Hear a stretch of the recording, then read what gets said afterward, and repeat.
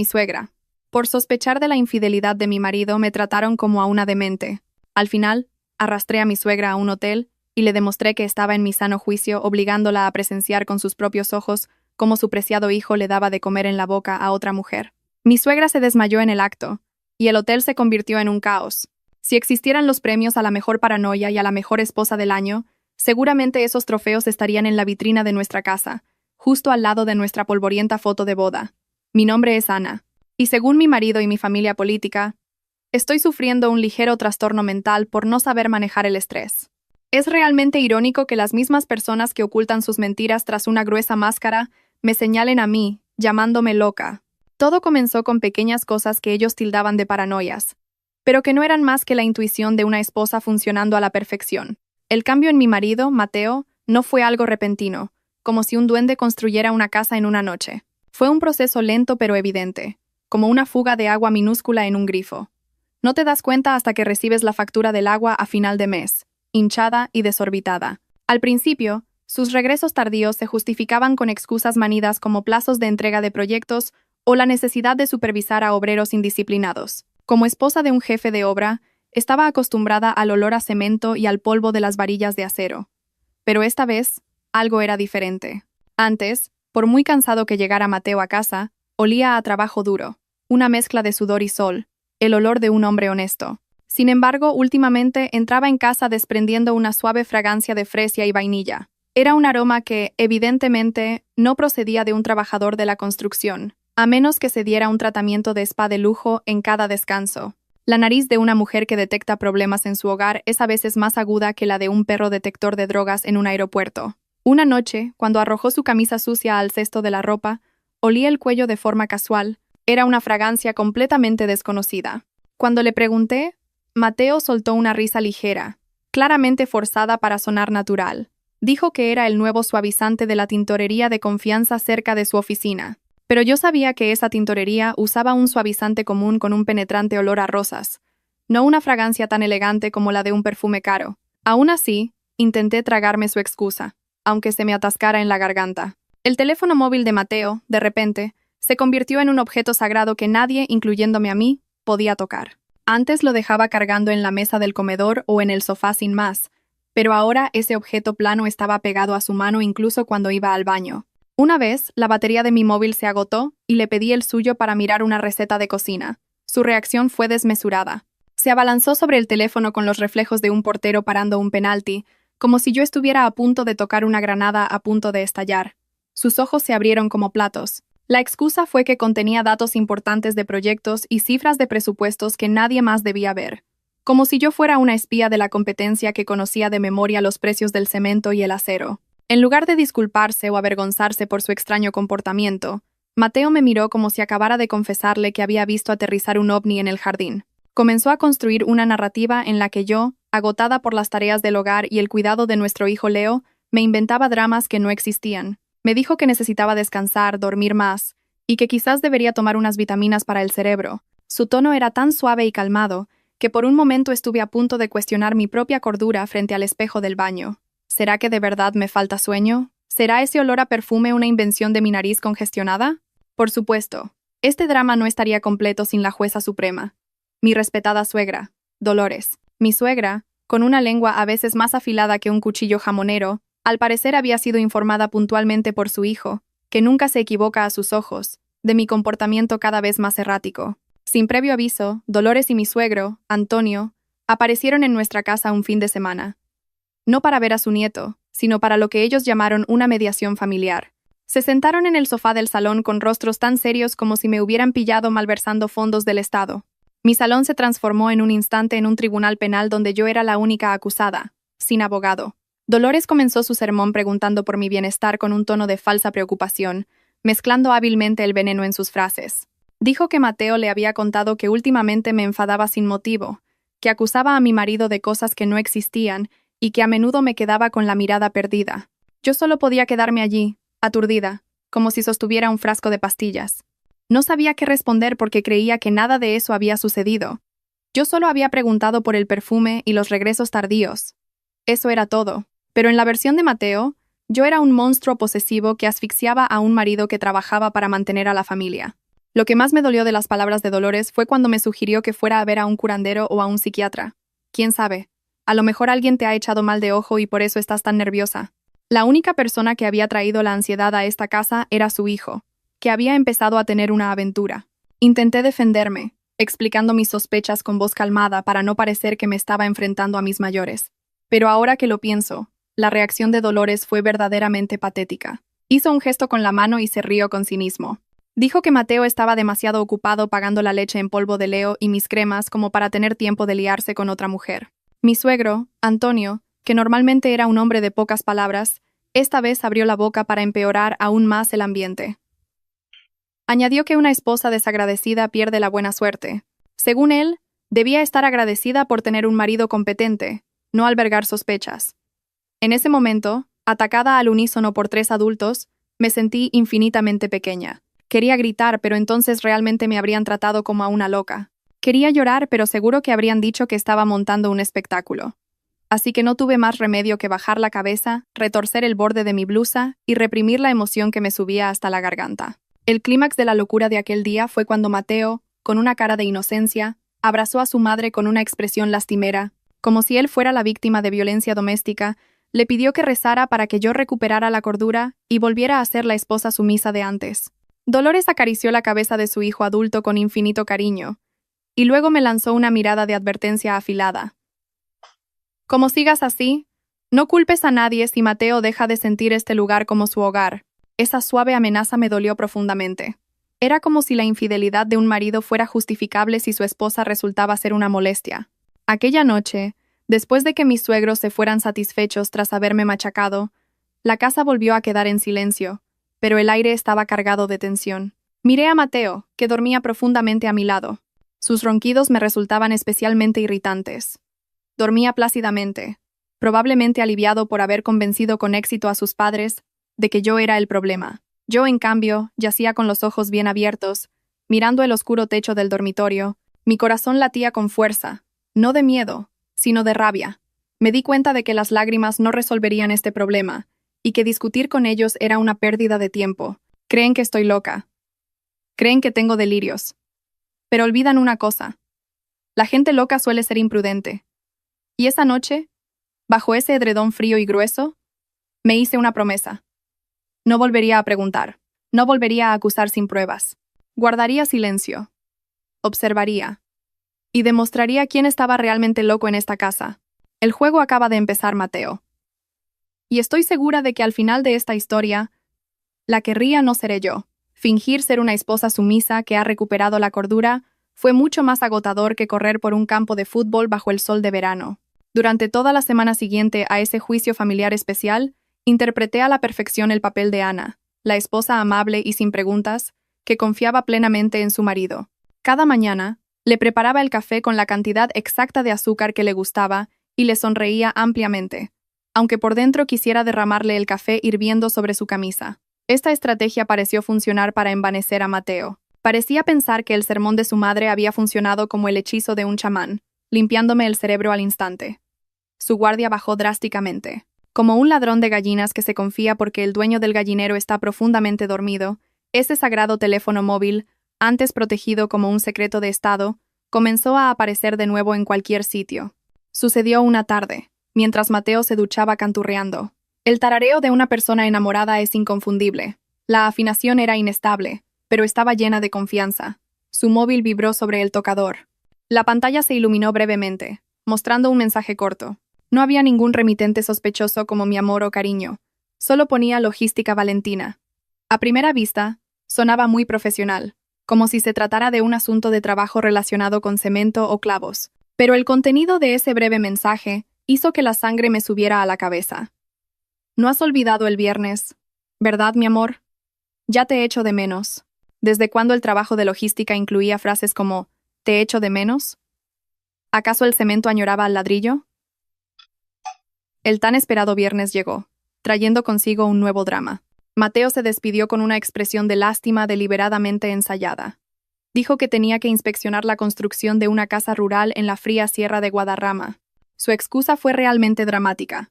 El camino hasta allí era difícil, y los obreros no le hacían caso, por lo que tenía que quedarse a pasar la noche para supervisar el vertido de hormigón hasta la mañana.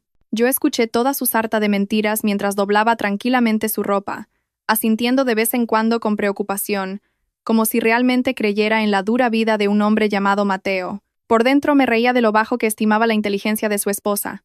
Debía de pensar que yo no sabía que para una operación de vertido de hormigón no se necesita el caro perfume que se había echado en exceso en el cuello esa mañana. En cuanto el todoterreno de Mateo, su gran orgullo, salió del garaje, me moví como un rayo. Dejé a nuestro único hijo, Leo, en casa de mi hermana con la excusa de que necesitaba un tiempo para mí e ir de compras a El Corte Inglés. Un coche de alquiler negro común y corriente, con los cristales tintados, ya estaba preparado en una calle a la entrada de nuestra urbanización. Lo hice a propósito para no usar mi coche ni el de la familia. Mateo conocía esas matrículas de memoria. Armada con unas grandes gafas de sol negras y una bufanda de un color apagado que casi nunca usaba, me sentí como una detective privada en una película de acción. La diferencia era que a mí no me pagaban y mi corazón latía como si fuera a estallar. Seguir a mi propio marido requería una habilidad para conducir casi divina y una paciencia infinita. Intenté mezclarme en el denso tráfico de la ciudad, manteniendo una distancia de 2 o 3 coches detrás del suyo. En un momento, casi lo pierdo por un semáforo en rojo que se encendió de repente y golpeé el volante con rabia. El coche de Mateo era fácil de reconocer por una gran pegatina de su empresa en la luna trasera, así que pude volver a encontrarlo. Mi corazón latía más rápido que las agujas de un reloj. Era una mezcla de miedo a ser descubierta y una curiosidad mortal por saber dónde se detendría ese coche. Mis sospechas no se desviaron ni un ápice.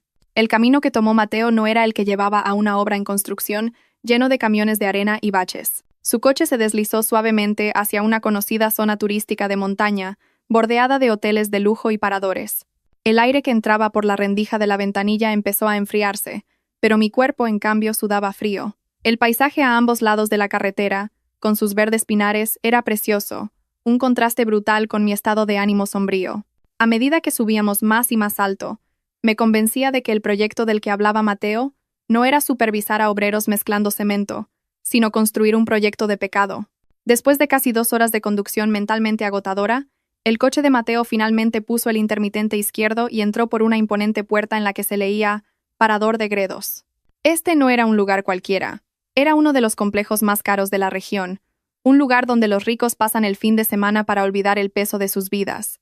Aparqué el coche de alquiler un poco más lejos, en una zona de aparcamiento público oculta por un bosquecillo de pinos, y me deslicé sigilosamente hasta detrás de una gran columna cerca del vestíbulo. Eché un vistazo, como un ladrón de ropa que teme ser descubierto por el dueño de la casa, y lo que vi hizo que mis rodillas flaquearan al instante, como si mis huesos fueran arrancados a la fuerza por la gravedad de la tierra. Mateo no bajó solo para reunirse con un cliente o un supervisor de obra. En el majestuoso vestíbulo, una mujer se bajó de un taxi y se dirigió directamente hacia mi marido. Esa mujer, Valentina, era joven, guapa y de aspecto cuidado. Era el tipo de mujer que, como yo, nunca había tocado un detergente para platos en su vida. Su larga melena caía maravillosamente, a diferencia de mi pelo, que siempre llevaba recogido de cualquier manera por las prisas de las tareas domésticas. Lo que más me dolió no fue su belleza, sino la forma en que Mateo la recibió. No hubo un apretón de manos formal, como el que se daría entre colegas que discuten sobre hormigón y acero. Mateo abrió los brazos y la mujer lo recibió con un abrazo cálido y muy íntimo. Parecían una pareja de recién casados en su luna de miel.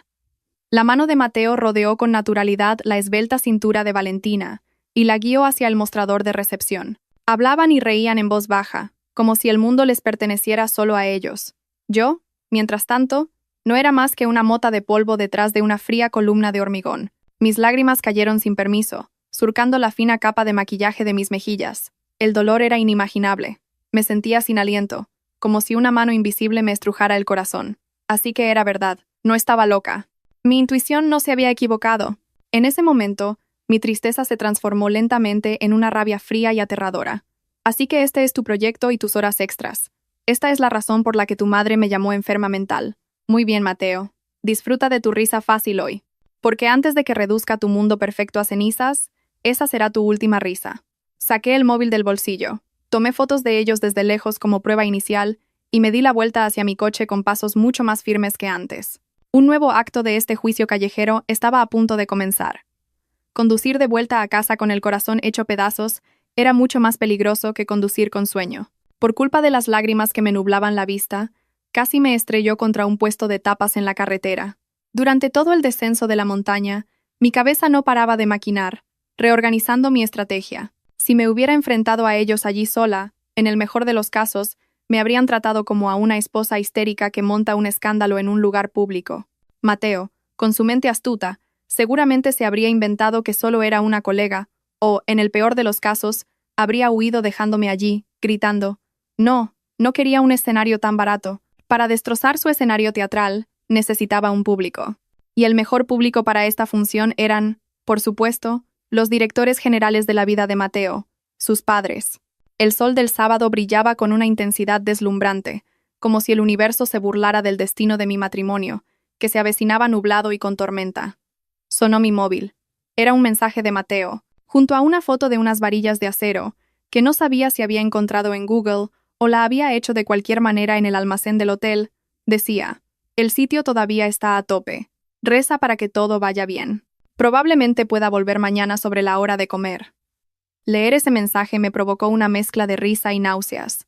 ¡Qué marido tan increíble!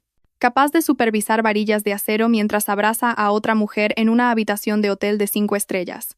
Le envié una respuesta corta con un emoticono de pulgar hacia arriba. Ánimo, cariño. Ten cuidado en el trabajo. Una respuesta muy cariñosa para alguien que estaba planeando la ruina de su marido. Sobre la hora de comer reuní todo el talento interpretativo y el valor que había mantenido ocultos. Llamé a Dolores. La mano con la que marqué el número de mi suegra temblaba ligeramente, no de miedo, sino por el asco mortal que tenía que contener. En cuanto cesó el tono de llamada, y oí una voz malhumorada al otro lado decir: «Diga». Me transformé al instante en la nuera más alegre del mundo. «Hola, suegra. ¿Cómo está? ¿Está con el suegro en casa?» La saludé con la mayor amabilidad posible, como si el juicio de la semana pasada no hubiera ocurrido. Al otro lado del teléfono, la voz de Dolores sonaba perezosa, como la de alguien que ha sido despertado a la fuerza de una dulce siesta en un día festivo. «¿Ah, sí? ¿Qué pasa, Ana? ¿A qué viene esta llamada a mediodía? Tienes la voz muy alegre. ¿Te ha tocado la lotería? ¿O es que mis tranquilizantes por fin te están haciendo efecto?» Su sarcasmo me hirió los oídos. Respiré hondo, tratando de no dejarme llevar por la emoción. «Tranquila, Ana, tranquila. Para pescar un pez gordo se necesita un buen cebo, y el ego de Dolores es el mejor objetivo para ese cebo». Tuve que reprimir el impulso de responderle cuando empezó a mencionar de nuevo mi locura. Lancé mi ataque engañoso con una voz que temblaba ligeramente de la emoción fingida. «No diga eso, suegra. Tengo buenas noticias. Mateo me acaba de llamar. Ha tenido un gran éxito con un proyecto importante, y le han dado una bonificación especial. Así que quiere celebrarlo esta noche con una pequeña fiesta. Quiere invitar especialmente a usted y al suegro a una cena deliciosa». Hice una pausa para dar tiempo a que esa información se filtrara en el cerebro materialista de mi suegra. «Mateo me ha dicho que vaya a recogerlos esta noche, al Parador de Gredos. Dice que quiere invitarnos a cenar en ese hotel tan caro de la sierra, suegra». Al mencionar el nombre Parador de Gredos, la férrea defensa de Dolores se desmoronó al instante como una galleta mojada en agua. Su tono malhumorado se suavizó de repente. Su orgullo seguía por las nubes, pero... «El Parador de Gredos. Sí, Mateo es un hijo muy bueno. Sabe que a su madre le gusta comer en sitios buenos. Si mi marido dice que sí, no puedo negarme. Pero Ana, tenlo en cuenta. No vayas a montar otra escenita allí ni a poner cara de ropa mal secada. Me daría vergüenza delante de los empleados del hotel». No se olvidó de amenazarme, sin saber que la verdadera amenaza la esperaba en la mesa de ese restaurante. Para asegurarme de que el plan saliera sin contratiempos, añadí el último y decisivo condimento de mentira. «Sí, suegra. Y Mateo dice que ahora mismo está en el sótano comprobando los cimientos, y que en la obra la señal del móvil es mala, así que puede que no conteste si le llama. Dice que vayamos directamente al restaurante del hotel a las 7. Él se duchará, se cambiará y vendrá enseguida». La verdad es que era una excusa absurda. ¿Qué complejo de lujo tendría una obra en el sótano? Pero para una pareja de ancianos entusiasmados con la idea de una cena deliciosa, la lógica pasó a un segundo plano. Por la tarde, conduje hasta la casa de mis suegros con una sensación indescriptible. Era como si llevara una bomba de relojería en el asiento trasero y tuviera el detonador en mi mano. Dolores salió de casa arreglada para la ocasión, con sus mejores galas y joyas de oro que tintineaban a cada movimiento. Antonio, por su parte, llevaba una camisa pulcra. Parecían muy orgullosos, listos para presumir del éxito de su hijo ante el mundo. Los saludé cortésmente, les abrí la puerta del coche y sonreí para mis adentros. «Pónganse cómodos, suegra, suegro. Disfruten del viaje. Será el último viaje en el que se sientan orgullosos de tener un hijo como Mateo. Pronto, ese orgullo se convertirá en su pesadilla más humillante. Conducir con Dolores en el asiento del copiloto fue como participar en una prueba de valor, pero en versión de resistencia auditiva. Se sentó a mi lado con la barbilla bien alta. El intenso olor de su perfume llenaba el coche, compitiendo ferozmente con el aire acondicionado que yo había puesto al mínimo. Durante todo el trayecto hacia la sierra, la boca de mi suegra no paró, como una cosechadora intentando cumplir su cuota de recolección. El tema de conversación era, por supuesto, siempre el mismo: la grandeza de su brillante hijo Mateo y la inmensa suerte que yo, una mujer insignificante, tenía de estar casada con él. Dolores, sin frenos ni intermitentes, sacó a relucir de nuevo el incidente de la semana pasada, acelerando a fondo. «Ana, de verdad que tienes que estar agradecida por el marido tan competente que tienes», sermonaba Dolores, ajustándose la pulsera de oro que tintineaba ruidosamente cada vez que el coche pasaba por un bache. Volvió a mencionar la vez que encontré un mensaje sospechoso en el móvil de Mateo y lloré histéricamente.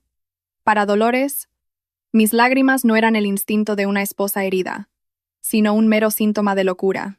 Me soltó un largo discurso sobre su filosofía de que las esposas de antes eran pacientes, sumisas, y no se comportaban como detectives privados sin nada que hacer. Sospechar del marido era un gran tabú, un acto que bloqueaba la fortuna del cónyuge. Yo me limitaba a asentir, como un perrito de esos que se ponen en el salpicadero de los autobuses.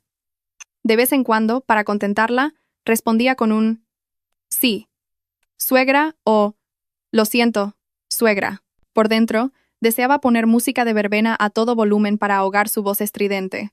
Dolores no paraba de alabar lo duro que trabajaba Mateo, sacrificando incluso los fines de semana por su familia.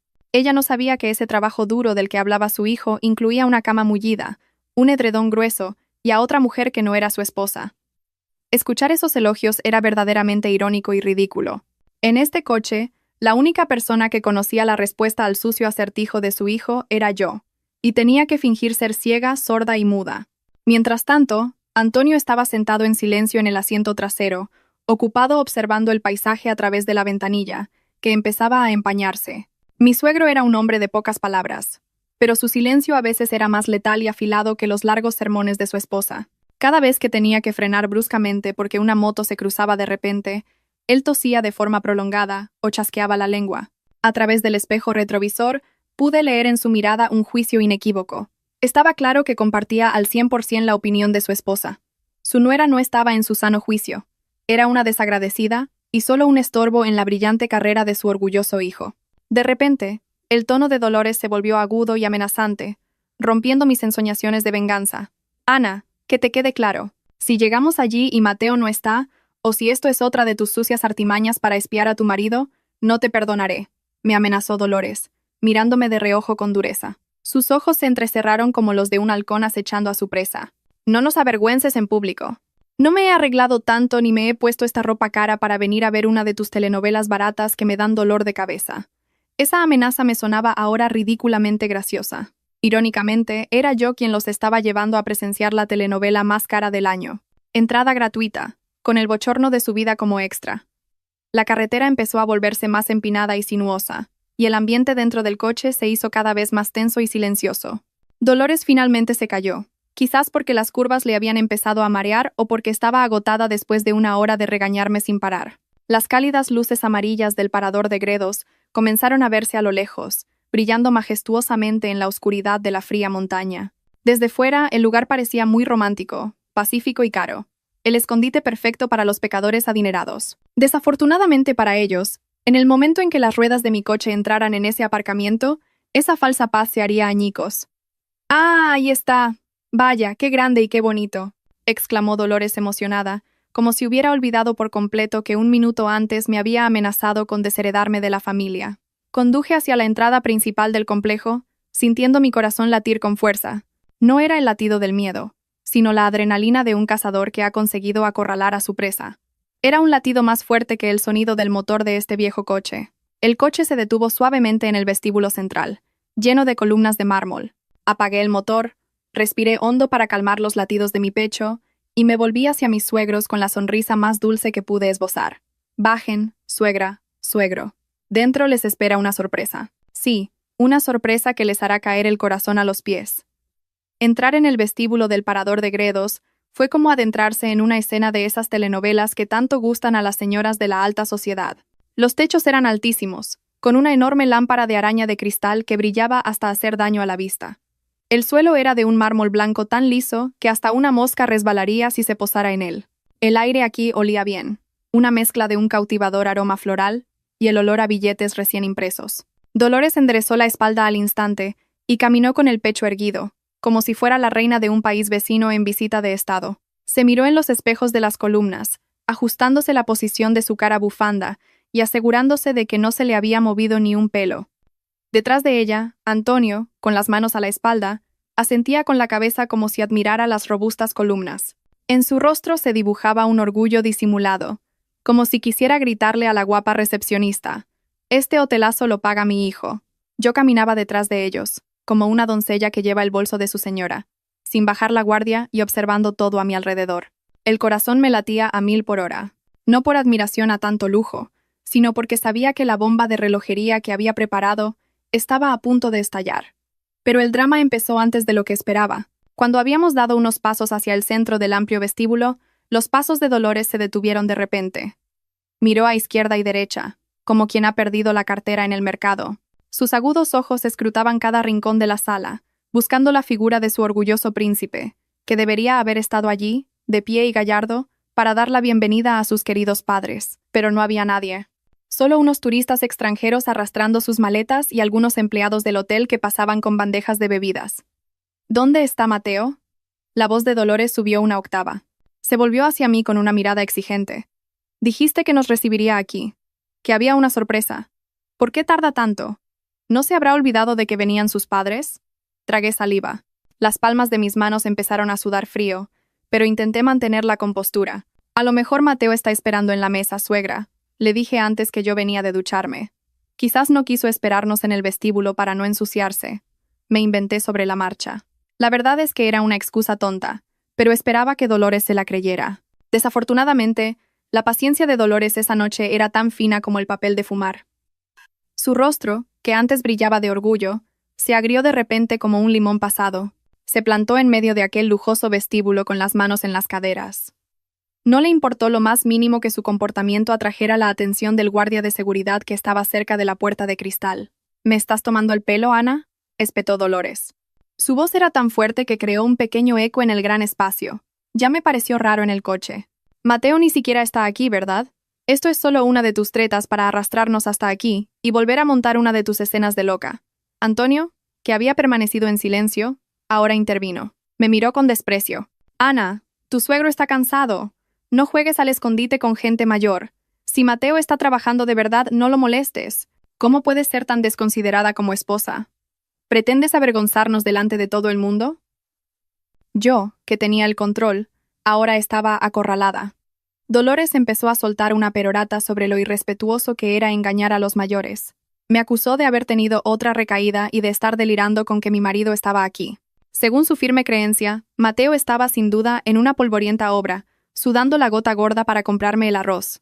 Era realmente irónico. El hijo que defendía con tanto ahínco estaba en ese mismo momento en el restaurante de detrás, a escasos 50 metros de donde nos encontrábamos, dándole de comer en la boca a otra mujer. «¡Basta ya!». Dolores agitó la mano delante de mi cara como si espantara una mosca. «No pienso seguirle el juego a una loca. Vámonos, querido. Dejemos a Ana aquí sola con sus delirios. Mañana le diré a Mateo que te lleve a un psiquiátrico de una vez». Dolores se dio la vuelta bruscamente y se dispuso a caminar de nuevo hacia la salida. Antonio la siguió sin dudar. La sangre me hirvió. No, esto no podía acabar así. Si se iban ahora, todo mi plan se iría al traste. Mateo se saldría con la suya una vez más, y yo quedaría marcada para siempre como la nuera loca e ingrata. No podía permitir que se fueran con esa estúpida creencia que ellos mismos habían alimentado. Aunque tuviera que usar métodos poco ortodoxos, tenía que hacerles abrir los ojos. Se acabó la cortesía entre nuera y suegra. Esa noche, la cortesía había sido enterrada junto con la fidelidad de Mateo. Apreté los puños, respiré hondo, y me preparé para hacer algo por lo que quizás me convirtieran en piedra, pero al menos sería una piedra satisfecha porque la verdad habría salido a la luz. La paciencia es como la goma de unos calzoncillos. Si la estiras, al final se rompe y deja en evidencia a quien los lleva. Esa noche, la goma de mi paciencia con la familia de Mateo se rompió por completo. Al ver alejarse la ancha espalda de Dolores, envuelta en ropa cara, me di cuenta de que las buenas maneras de una nuera ideal ya no servían de nada. Si los dejaba ir ahora, viviría para siempre bajo la sombra de una reputación de loca. No. No podía permitir que se fueran a casa a dormir plácidamente mientras yo sufría sola. Corrí tras ellos sin pensarlo 2 veces, como un cobrador de deudas que ve a su deudor intentar escapar por la puerta de atrás. Mi mano derecha se extendió y agarró el brazo de Dolores con todas mis fuerzas. No era el suave toque de una nuera que ayuda a su suegra a cruzar la calle. Era el agarre desesperado de una mujer cuyo orgullo había sido pisoteado. Dolores, sorprendida, se tambaleó. Mi fuerza repentina hizo que su corpulento cuerpo se echara hacia atrás. Se dio la vuelta con los ojos desorbitados, como si fuera a salírsele de las órbitas. Estaba medio enloquecida de que su nuera, que normalmente solo agachaba la cabeza, de repente tuviera la fuerza de un estibador del puerto. «¿Pero qué haces, Ana? ¿Qué falta de respeto es esta a una mayor?», gritó Dolores con voz aguda. Su voz resonó en las paredes de mármol del vestíbulo, y algunos clientes que estaban sentados cómodamente se giraron inmediatamente hacia nosotros.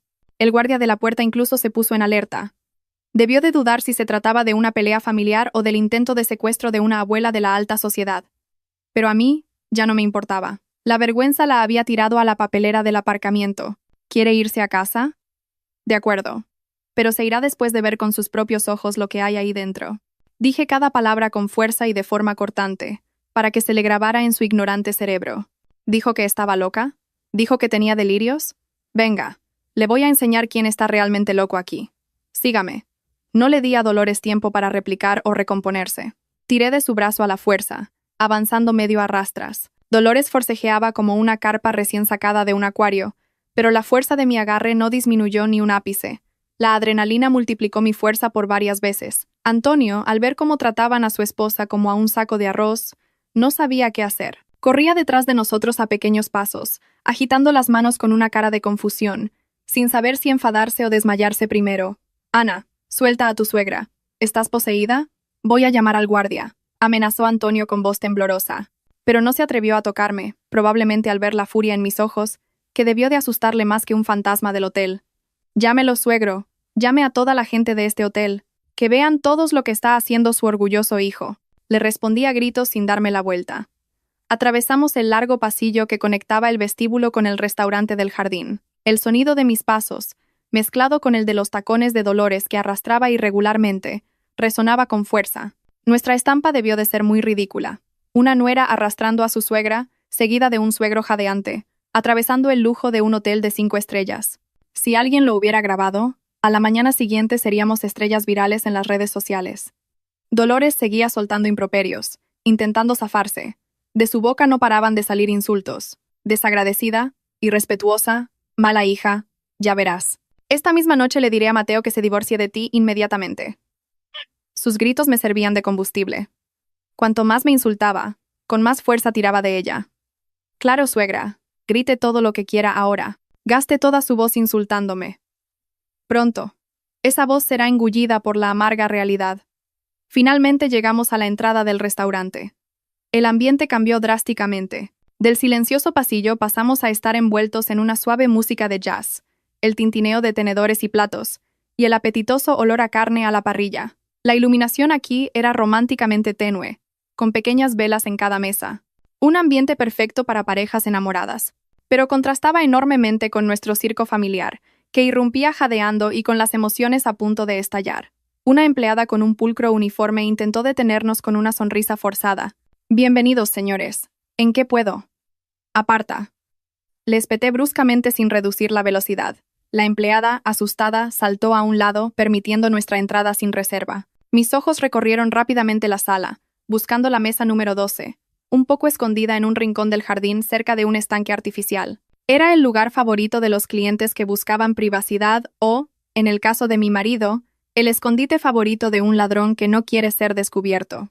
Dolores, que hasta hace un momento forcejeaba, ahora estaba en silencio.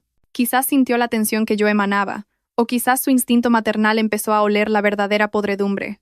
Su respiración sonaba pesada junto a mi oído. Era el único sonido que competía con los latidos de mi corazón. «Mire allí», susurré fríamente cuando vi la espalda de un hombre que conocía muy bien, sentado de espaldas a nosotros. La distancia que nos separaba era ahora de apenas 10 metros. Abra bien los ojos, suegra, y no parpadee. Vea lo duro que está trabajando su principito. Empujé ligeramente el cuerpo de Dolores hacia adelante, colocándola en primera fila, como a una espectadora VIP de un concierto. Antonio se paró a su lado, con la boca ligeramente abierta. Nuestros pasos se detuvieron justo detrás de una gran planta que protegía la privacidad de esa mesa. A través de las hojas, la escena que se desarrollaba ante nosotros era clara, nítida y dolorosa. No había proyectos, ni cemento, ni supervisión de obras. Solo la verdad desnuda, esa verdad que ellos habían intentado encubrir con la acusación de que yo estaba loca. El tiempo pareció detenerse. La música de jazz, que antes sonaba dulce, de repente se sintió como una marcha fúnebre. En ese momento, sentí una extraña satisfacción mezclada con un dolor desgarrador. Ya no era la nuera que arrastraba a su suegra, era la jueza que acababa de golpear el mazo, presentando la prueba más contundente ante los abogados defensores del acusado. Aquí tienen, respetados suegros. Disfruten del aperitivo de la traición de su hijo. Bienvenidos a mi mundo real, ese que ustedes llamaban locura. Mire allí, exclamé en un susurro. Mi dedo tembloroso atravesó las hojas de la planta tras la que nos escondíamos y señaló directamente hacia la mesa redonda bajo la luz tenue. Fue como señalar a un fantasma en pleno día. La diferencia es que este fantasma era real, de carne y hueso, y sonreía ampliamente sin el menor atisbo de culpa. La distancia era lo suficientemente corta como para ver con claridad hasta el lunar en el cuello de mi marido, pero lo suficientemente lejos como para que no se dieran cuenta de que 3 pares de ojos los observaban con furia. Allí, en la mesa número 12, estaban sentados los 2 protagonistas de esta obra que casi me vuelve loca. La escena ante nuestros ojos era realmente espectacular, más romántica que cualquier escena de una película sensiblera de las que ponen en la tele por Navidad. Mateo estaba sentado, inclinado hacia adelante. Sus ojos brillaban mientras miraba a la mujer que tenía enfrente. Era la misma mirada de adoración que me había dedicado a mí cuando éramos recién casados. Hacía mucho, mucho tiempo. Pero lo que más me partió el corazón fue lo que hacían sus manos. La mano derecha de Mateo no sostenía un bolígrafo para firmar un contrato, sino un tenedor con un trozo de un caro chuletón de Ávila que llevaba a la boca de Valentina. Ah, la boca de Mateo se abrió ligeramente, a modo de demostración. Exactamente igual que como yo le daba de comer a Leo cuando no quería comerse las verduras. Si hubiera un concurso nacional de dar de comer en la boca con más ternura, mi marido y su amante se habrían llevado el trofeo sin duda.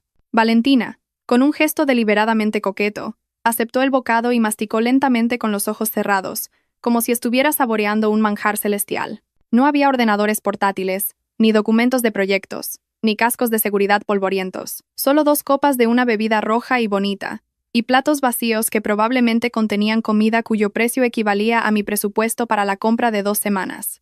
Esta era la definición de trabajar hasta romperse los huesos de la que Dolores siempre se jactaba.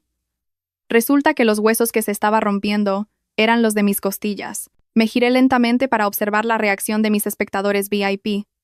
Dolores estaba rígida como una figura de cera en un museo. Su boca, que antes soltaba insultos sin parar como una autopista sin peajes, ahora había dejado de funcionar por completo.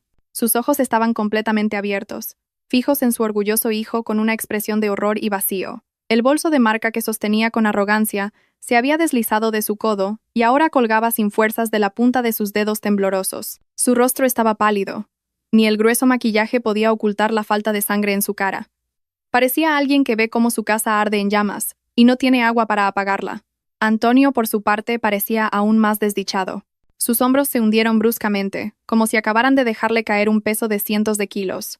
Sus ojos parpadeaban rápidamente, como si intentaran rechazar la realidad que se abría paso. Probablemente, por dentro, deseaba que solo fuera una pesadilla, o que aquel no fuera Mateo, sino otra persona que se le parecía casualmente y llevaba la misma ropa que su esposa le había comprado el mes pasado, pero la verdad era demasiado tozuda para negarla. Era, sin duda, el hijo que habían criado, el hijo del que se sentían orgullosos, Mateo, jugando alegremente con fuego. Volviendo a la maldita mesa, la escena se puso aún más candente. Después de tragar la comida, Valentina cogió una servilleta y, con un gesto muy suave, limpió la boca de Mateo, manchada de grasa. Mateo no se opuso, al contrario, acercó la cara, disfrutando del contacto de la mano de la mujer en su mejilla. Y lo que hizo que la sangre me hirviera hasta la cabeza fue cuando Mateo cogió la mano de Valentina que estaba en su mejilla, la sujetó con firmeza y besó su palma varias veces. No fue un beso de respeto. Fue un beso lleno de deseo y posesión. Se me revolvió el estómago. Quería vomitar, pero no salía nada más que la amargura que se extendía por todo mi pecho. ¿Qué le parece, suegra? El paisaje de la obra es precioso, ¿verdad? Susurré al oído de Dolores. Mi voz estaba cargada de un sarcasmo mortal. Mire qué duro trabaja Mateo. Tiene que darle de comer en la boca a la clienta para que el cemento se seque más rápido. Debe de estar muy orgullosa de tener un hijo tan trabajador, ¿no? Mis palabras parecieron ser el detonante que derribó la última barrera de defensa mental de Dolores. Su cuerpo empezó a temblar lentamente. Su respiración se volvió entrecortada, como la de un asmático. No hubo más excusas ni más acusaciones de que yo estaba loca. Todos los insultos que me había lanzado momentos antes parecieron darse la vuelta y abofetearla a ella misma una y otra vez. La realidad la golpeó sin piedad, haciendo añicos el orgullo de una madre que creía saberlo todo sobre su hijo. El ambiente detrás de la planta se convirtió en un silencio asfixiante, en contraste con la risa ligera de Mateo que se oía débilmente desde la otra mesa. Ya no necesitaba gritar ni llorar. El simple hecho de quedarme allí en silencio, dejándolos presenciar el pecado de su hijo, se convirtió en la venganza más elegante que podía llevar a cabo. La herida de un corazón traicionado seguía ahí, pero al ver ahora los rostros destrozados de mis dos suegros, un ligero alivio se filtró en mi corazón. Al menos, esa noche no era la única que sufría. Disfruten del plato principal. Suegra, suegro. Esto es solo el principio de la verdadera ruina. Hay momentos en la vida que se sienten más largos que la cola del pan. Ese momento probablemente ocurrió cuando Mateo, quizás porque sintió un escalofrío en la nuca o simplemente la vigilancia de la parca, decidió girar la cabeza hacia la planta tras la que nos escondíamos. Cuando sus ojos se encontraron con los míos, pasaron a los de su madre y se detuvieron en el rostro de su padre. El tiempo pareció detenerse de repente. La sonrisa radiante que adornaba su rostro se apagó al instante, como una bombilla cuyo filamento se ha roto. Su rostro, antes sonrosado por la embriaguez del amor, se volvió pálido como el papel en un instante. La boca de Mateo se abrió ligeramente, quizás para llamar a su madre, pero la voz se le quedó atascada en la garganta, ahogada por la inmensa conmoción. El tenedor que sostenía se le cayó de la mano, produciendo un sonido agudo y metálico al chocar contra el plato de porcelana, rompiendo el silencio de su mesa. Valentina, extrañada por el cambio de expresión de su amante, se dio la vuelta. En cuanto nos vio a los tres, de pie, uno al lado del otro, como los jueces de un concurso de canto listos para dar su veredicto, su hermoso rostro se tiñó de terror. Seguramente se dio cuenta de que, esa noche, su lujoso idilio había llegado a su fin. Dolores, que había estado conteniendo la respiración, finalmente reaccionó. Pero su reacción superó todas las expectativas. No gritó, ni insultó, ni se lanzó a tirarle del pelo a Valentina como en una escena de telenovela. El cuerpo regordete de Dolores se tambaleó de repente y sus ojos se pusieron en blanco, como si su cerebro se negara a procesar una información visual tan dolorosa. Sus piernas se debilitaron como la gelatina, incapaces de soportar el peso de la realidad que la había aplastado. Mateo, susurró Dolores débilmente, casi inaudiblemente, y entonces se desató el caos. El cuerpo de Dolores se desplomó hacia atrás sin control.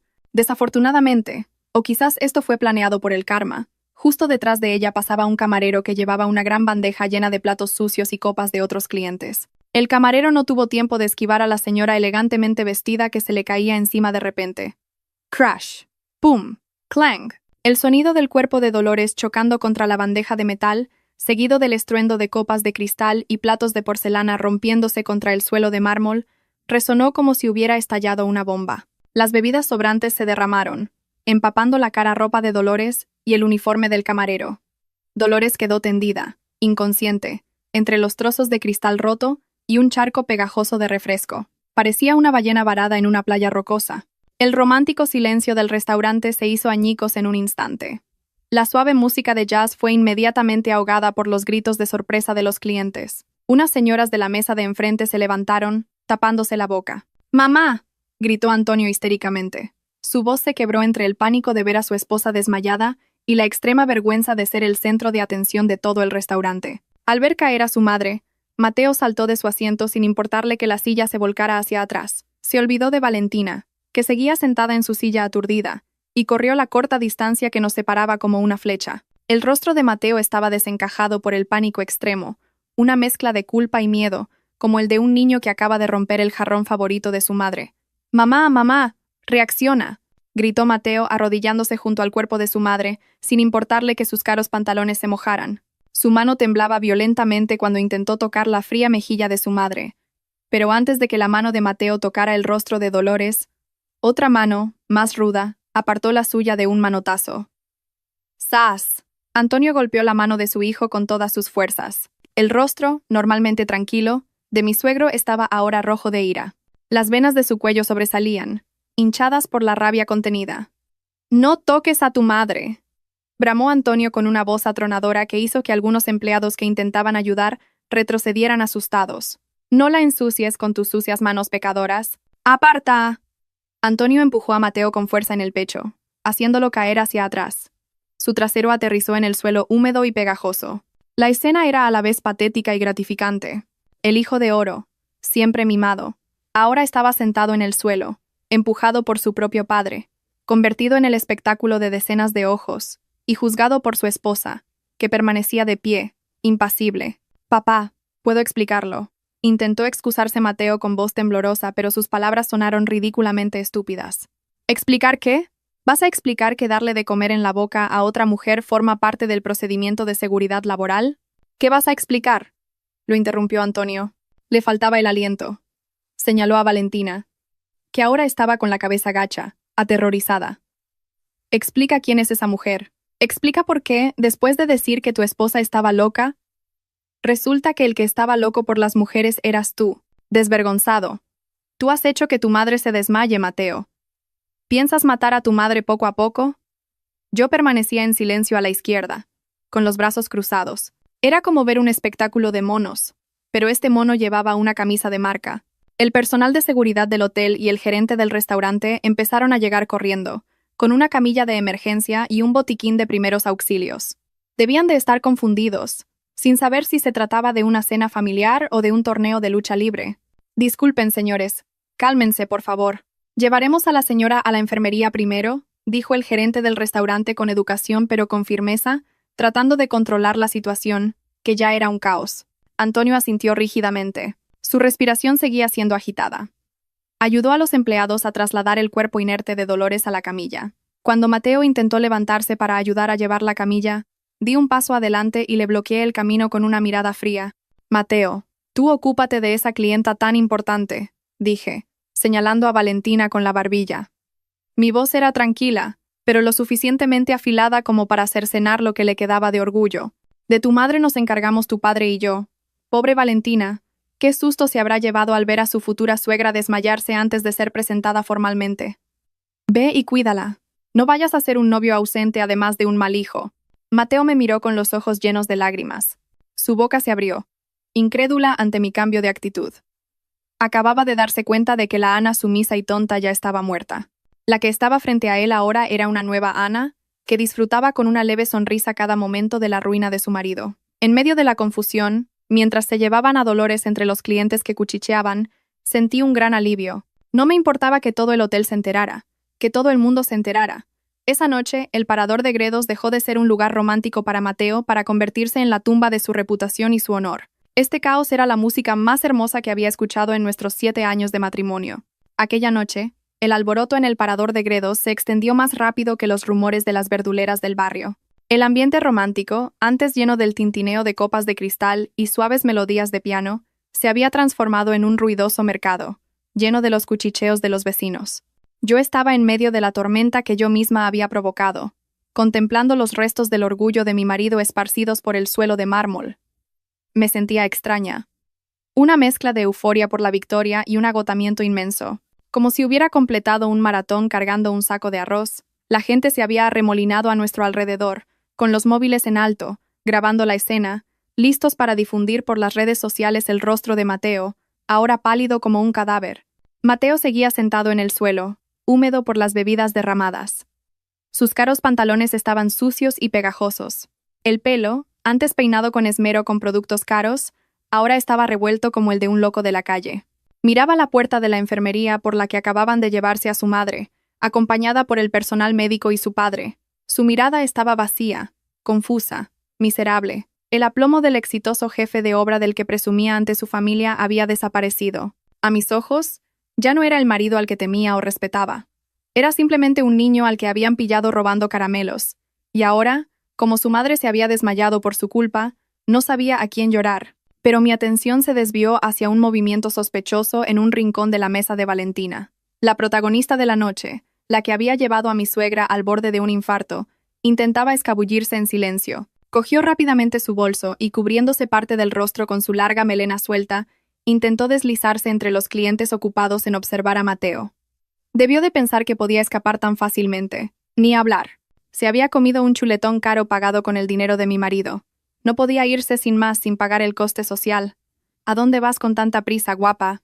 Mi voz resonó con la suficiente fuerza como para cortar el ruido del vestíbulo del restaurante, y los pasos de Valentina se detuvieron en seco, como si se hubiera quedado clavada en el suelo. Toda la atención que estaba centrada en Mateo se dirigió ahora al unísono hacia esa mujer vestida de rojo. Valentina se quedó helada, con los hombros rígidos. Lentamente, se dio la vuelta. Su rostro, que antes rebosaba de una sonrisa triunfante cuando Mateo le daba de comer, ahora estaba aterrorizado, como el de una rata acorralada por una escoba. Me acerqué a ella tranquilamente. El sonido de mis zapatos planos resonaba con regularidad. Tac, tac, tac. Para los oídos de Valentina, debió de sonar como la cuenta atrás de una bomba de relojería. Esbocé una sonrisa irónica, intentando que fuera lo más dulce posible, pero llena de veneno. ¿Por qué tanta prisa? Tu futura suegra está desmayada ahí dentro. No está bien que la futura nuera se escape, ¿no crees? Mi afilado sarcasmo hizo que la gente de alrededor volviera a cuchichear. Algunos incluso soltaron una pequeña risa al oír mis palabras. Valentina agachó la cabeza profundamente, intentando ocultar su rostro de la lluvia de cámaras de los móviles de los clientes sin escrúpulos. «Tengo que irme a casa», susurró con voz temblorosa. «Oh, no te vayas a casa», dije, cruzándome de brazos y bloqueándole el paso. «Mira allí. Tu amor, Mateo. Está sentado en el suelo como un gato mojado. Es muy cruel abandonarlo solo, ¿no crees? Antes le dabas de comer en la boca y estabas pegada a él como un sello. Y ahora que las cosas se ponen difíciles, te apresuras a huir. ¿Qué clase de amor verdadero es ese?» Mis palabras hicieron que el rostro de Valentina se pusiera rojo de vergüenza. Miró de reojo a Mateo, esperando que, como un príncipe azul, se levantara y la defendiera. Pero Mateo ni siquiera levantó la cabeza. Estaba demasiado ocupado lamentando su propio destino. Al ver que su amante no movía un dedo, Valentina se dio cuenta de que se había quedado sola en este campo de batalla. «Quítate de en medio, loca», dijo finalmente Valentina, intentando pasar empujándome el hombro. «Sí, estoy loca», respondí, alzando la voz a propósito para atraer la atención de más gente. «Estoy loca porque mi marido me engaña contigo. Estoy loca porque tu suegra me trató como a una enferma mental para encubrir vuestra sucia aventura. ¿Y sabes qué? La gente loca no tiene miedo.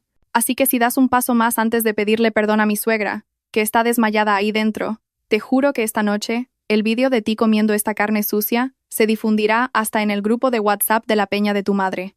La amenaza pareció funcionar. Valentina tembló violentamente. La humillación de ser desnudada en público era mucho más dolorosa que la violencia física. Sin decir nada más, se abrió paso a la fuerza entre la multitud del otro lado y huyó cojeando con sus tacones, que parecían a punto de romperse. Parecía Cenicienta huyendo del palacio, descubierta con unos zapatos robados. Las risas de los clientes del hotel despidieron su miserable retirada. Después de observar con satisfacción cómo la amante huía con el rabo entre las piernas, volví a centrarme en el plato principal, que aún estaba en el suelo. Mateo empezó a levantarse lentamente. Sus piernas flaqueaban. Me miró, y por primera vez en los últimos meses vi en sus ojos un miedo puro. No el miedo a ser descubierto, sino el miedo a perderlo todo. Mateo se acercó a mí tambaleándose. Su mano se extendió para coger la mía. «Ana, escúchame por favor», su voz era ronca. El tono arrogante que usaba para sermonearme en casa había desaparecido. Di un paso atrás, apartando su mano como si estuviera llena de gérmenes infecciosos. «No me toques, Mateo. Tus manos huelen al perfume de otra mujer. Me das asco. Estaba loco. Ana, te lo juro, fue solo un error de un momento». Mateo empezó a sacar el arma secreta de todos los infieles del mundo. La palabra mágica error. Puso la cara más lastimera que pudo, esperando que mi corazón se ablandara al ver su estado destrozado. Solté una risa amarga. Una risa seca y dolorosa.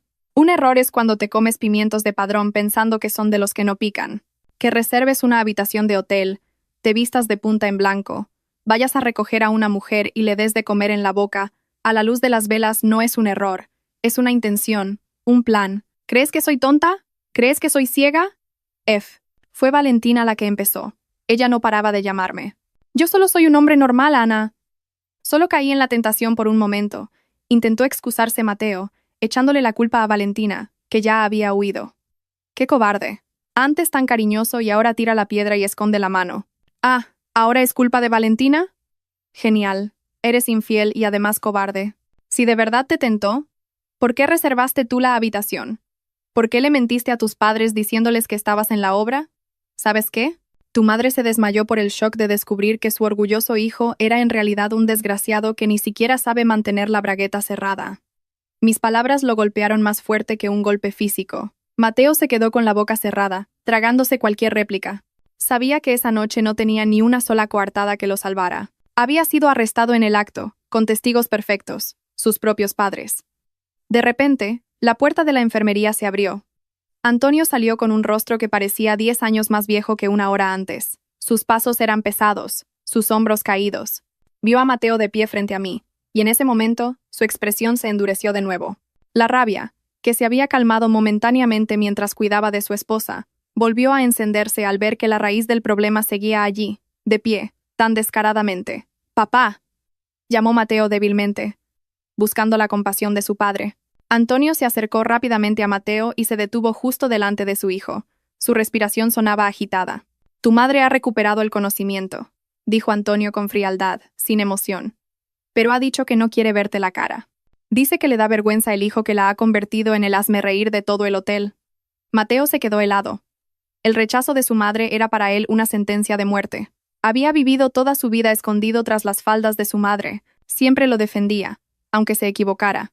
Ahora, su última barrera de defensa se había derrumbado. «Papá, por favor, puedo explicarlo. Me equivoqué. No volverá a pasar», empezó a suplicar Mateo, intentando coger la mano de su padre. Antonio apartó la mano bruscamente. «No me llames papá esta noche. Yo no he enseñado a mi hijo a ser un traidor. Te crié para que fueras un hombre responsable, Mateo.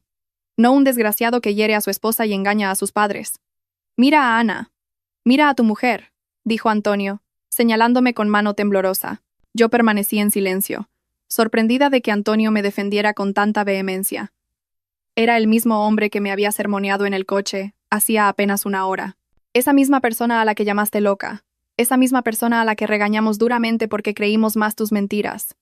Resulta que la única persona con la cabeza en su sitio en esta familia era Ana. La única persona honesta también. El loco eres tú, Mateo. «¡El enfermo eres tú!», gritó Antonio desahogando su decepción. Su voz temblaba, conteniendo las lágrimas. No hay nada más doloroso para un padre que darse cuenta de que ha fracasado en criar a su hijo para que sea una persona de bien. Mateo agachó la cabeza profundamente. Las lágrimas rodaron por sus sucias mejillas. ¿Lágrimas de cocodrilo? ¿Lágrimas de arrepentimiento? Ya no me importaba. Para mí sus lágrimas tenían menos valor que el agua de una alcantarilla. Antonio se volvió entonces hacia mí. Su mirada se suavizó, llena de una profunda culpa y arrepentimiento. Me miró durante un largo rato, como si fuera la primera vez que me veía de verdad como su nuera en 7 años.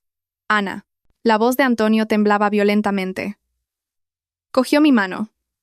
Esta vez no con brusquedad, sino con el toque frágil de un padre anciano que pide perdón. «Tu suegro. Tu suegro lo siente, hija. Tu suegra y yo nos hemos equivocado mucho. Fuimos unos estúpidos, unos viejos ciegos. Perdónanos por las cosas que te dijimos. Perdónanos por defender a este malnacido». Ver a mi suegro, normalmente tan arrogante, humillarse y pedir perdón en público, ablandó un poco mi corazón. La rabia que sentía hacia ellos se fue disipando lentamente, convirtiéndose en compasión. Solo eran unos padres que amaban tanto a su hijo que se habían cegado a la verdad. Y esa noche, ese amor ciego les había devuelto el golpe de una manera muy cruel. «Está bien, suegro», dije en voz baja, dándole una palmadita en el dorso de la mano. «Ahora que usted y la suegra saben la verdad, es suficiente. Yo no necesito nada más. Solo que sepan que no estoy loca. Con eso me basta». Antonio asintió, secándose una lágrima. «Sí, hija, tienes razón. Eres una mujer fuerte. Tu suegro está avergonzado de mí». «Señor, el vehículo para trasladar a su esposa a un hospital cercano está listo en la entrada del vestíbulo. Sería mejor que la examinaran. Podría haberse hecho daño en la caída». Antonio asintió. «Gracias. Vamos, Ana. Vamos a llevar a tu suegra». Antonio me ayudó a caminar hacia la salida, dejando a Mateo solo, aturdido, en medio del vestíbulo. «Papá, yo también», dijo Mateo débilmente, intentando seguirnos. Antonio se detuvo de repente, sin darse la vuelta. «Tú ocúpate de lo tuyo. Coge un taxi o vete andando. No me importa. En mi coche no hay sitio para traidores, y ni se te ocurra aparecer por el hospital o por casa esta noche. Desaparece hasta que tu madre se calme». Esas palabras de destierro fueron el broche de oro para esa noche de locura. Salimos, dejando atrás a Mateo, aislado entre la multitud, mojado, sucio y miserable. Se quedó allí, como un monumento al fracaso de un marido. Los clientes del hotel lo miraban con una mezcla de asco y desprecio, como si fuera basura abandonada. Al salir por la puerta de cristal del vestíbulo, el aire frío de la montaña me rozó la cara. Fue muy refrescante. Sentí como si la mitad del pesado fardo que oprimía mis hombros se hubiera aliviado. Por supuesto, el problema aún no había terminado. Me esperaban los trámites del divorcio y otros dramas, pero al menos, esa noche, había ganado. Salí de ese hotel infernal con la cabeza bien alta, ayudando a mi suegro, que ahora estaba de mi lado. Mientras tanto, mi marido se quedó atrás, hundido en el fango de su propio pecado. El karma realmente tiene una dirección de envío precisa. Y esa noche, el paquete llegó puntual a la cara de Mateo. Aquella noche no terminó con fuegos artificiales, ni soplando las velas de un pastel de cumpleaños, sino con el penetrante olor a desinfectante de la sala de urgencias de un hospital cercano. Dolores, después de tenernos con el corazón en un puño durante casi media hora, finalmente recuperó el conocimiento. Pero cuando abrió los ojos, el brillo de arrogancia que normalmente emanaba de su mirada se había apagado por completo. En lugar de gritar enfadada o culpar al hotel por el suelo resbaladizo, se limitó a mirar el techo de la habitación del hospital con una mirada vacía. Parecía alguien que acaba de perder la cartera con el sueldo de un mes en el mercadillo. La vergüenza parecía ser más eficaz que cualquier anestésico para paralizar los nervios de la arrogancia de mi suegra. Cuando el médico salió y dijo que el estado de Dolores era estable, que solo había sufrido un fuerte shock y que su presión arterial se había disparado como un cohete, Antonio me dijo que entrara a verla. Me acerqué lentamente a la cama, preparándome mentalmente para que Dolores me tirara la almohada o me acusara de ser la causante de la desgracia de su hijo. Pero mis expectativas se equivocaron por completo. Dolores giró lentamente la cabeza. Las lágrimas rodaban por las arrugas de sus ojos, mojando la almohada del hospital, que olía a antiséptico. Sus manos, que normalmente estaban ocupadas señalándome la cara para sermonearme, ahora se extendieron temblorosas, buscando las mías. «Ana». Su voz se quebró por el llanto contenido en su garganta. «Tu suegra lo siente, hija. Estoy avergonzada. Muy avergonzada». Fue una sensación muy extraña escuchar una disculpa de una mujer que durante los últimos 7 años había creído firmemente ser la reencarnación de un ángel inocente. Sentí un alivio inmenso, como si una gran roca que me oprimía el pecho finalmente hubiera rodado. Pero también me entristeció ver lo destrozado que estaba el orgullo de una madre. No le apreté la mano con fuerza, pero la sujeté lo suficiente como para hacerle saber que todavía era un ser humano con sentimientos, a diferencia de su hijo, que se comportaba como un animal. «Está bien, suegra. Descanse, por ahora. No piense en Mateo, piense solo en su salud», respondí con calma. La herida de mi corazón aún no había cicatrizado, así que no quería decir hipócritamente que lo había perdonado todo, pero tampoco quería convertirme en un monstruo que atormenta a una anciana enferma. Mientras tanto, el destino de Mateo fuera era verdaderamente miserable, más lamentable que el de un gato callejero bajo la lluvia. Después de ser expulsado del hotel por Antonio, debió de seguirnos temerariamente en un taxi hasta el hospital, pero Antonio, con una firmeza que nunca le había visto, le encargó encarecidamente al guardia del hospital que no dejara entrar en la planta a un hombre llamado Mateo, y que si intentaba entrar a la fuerza, le dijera que sus padres ya se habían ido, avergonzados.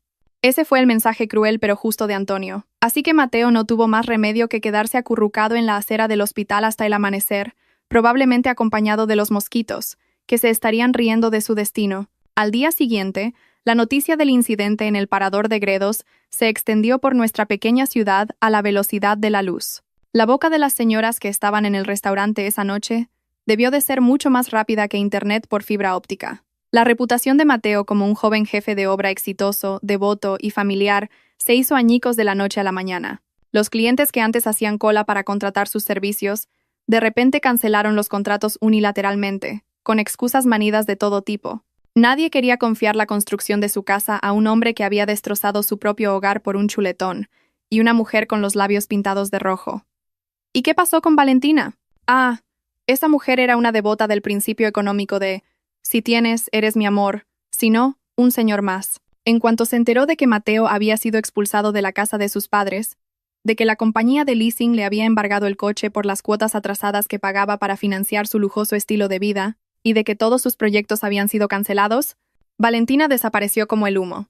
Su número dejó de existir, su cuenta en las redes sociales se volvió privada, y según los rumores había cambiado su objetivo a un empresario de otra región con una cartera más abultada. Pobre Mateo. A perro flaco, todos son pulgas, y encima la novia lo dejó.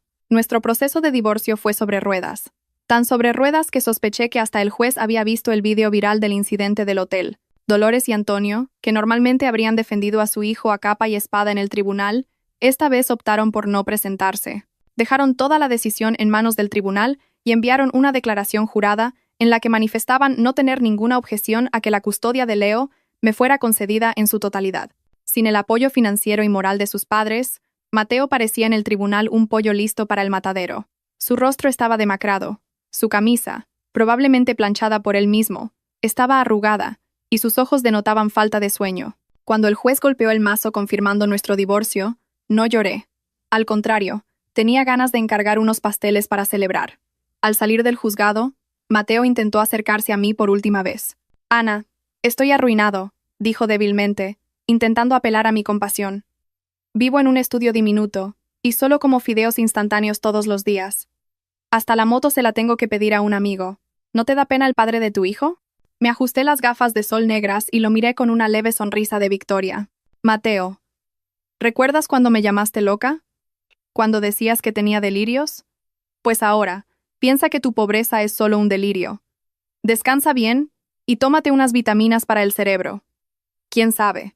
A lo mejor mañana de repente te vuelves rico». Lo dejé plantado en el aparcamiento del juzgado, aturdido, y me subí al taxi que había reservado. Fue muy gratificante poder devolverle sus propias palabras. El karma es realmente el mejor cocinero. Sirve el plato de la venganza frío, pero su sabor es exquisito. Ha pasado un año desde aquella noche tumultuosa en el parador de Gredos. Mi vida ha cambiado drásticamente, pero para mucho mejor. Yo, que antes era llamada simplemente una ama de casa que necesitaba desestresarse, ahora he montado un pequeño negocio de catering a domicilio. Mis habilidades culinarias, que antes solo disfrutaba un marido desagradecido, ahora me permiten ganar mi propio dinero. Mis pedidos de comida se venden como churros. Incluso Dolores me encarga a menudo el catering para los eventos de su peña de amigas. Nuestra relación ha mejorado considerablemente. Aunque es un poco incómodo, Dolores y Antonio vienen a menudo a ver a Leo, le compran juguetes y ropa nueva, y se esfuerzan por mitigar su sentimiento de culpa mimando a su único nieto. Nunca más mencionaron el nombre de Mateo delante de mí, como si fuera una palabra sucia que no se debe pronunciar. En cuanto a Mateo, dicen que sigue a la deriva. A veces trabaja como agente inmobiliario, a veces como conductor de UTC. Una vez vino a casa a ver a Leo, pero Leo se asustó al ver a su padre, ahora envejecido y desaliñado. El niño fue honesto. No reconoció a ese extraño que olía a tabaco barato. Al final, Mateo solo podía ver a su hijo desde fuera de la valla, como un mendigo que espía a la gente comiendo en un restaurante. Trágico. Pero ese es el precio que hay que pagar por la traición. Esta noche estoy sentada en la terraza de mi nueva casa de alquiler, pequeña pero acogedora. El cielo está despejado, las estrellas brillan y el aire es fresco. Ya no hay olores sospechosos de perfumes extraños. Ya no hay móviles protegidos como fortalezas. Ya no tengo que temblar de ansiedad cada vez que el reloj marca las 12 de la noche. Bebo un té caliente y sonrío para mis adentros, recordando mi loca travesía de hace un año. Antes, decían que estaba loca. Antes, decían que tenía manía persecutoria. Pero mirad quién ríe el último. He demostrado con éxito que estoy en mi sano juicio. Más bien, fueron ellos los que perdieron la razón por un tiempo, cegados por un amor ciego. Soy Ana, la feliz madre de un niño, y ahora puedo dormir profundamente, sin pesadillas. Y si alguien me pregunta el secreto de mi felicidad, responderé a gritos. Simplemente, arrastra a tus suegros a la escena del crimen, y deja el resto en manos del universo. La vida a veces es muy divertida. Tenemos que pasar por la etapa de ser llamados locos, antes de ser reconocidos finalmente como los ganadores. Pero está bien. Pensemos que solo fue un test de fortaleza mental gratuito. Ahora soy libre. Libre de Mateo, libre de dramas y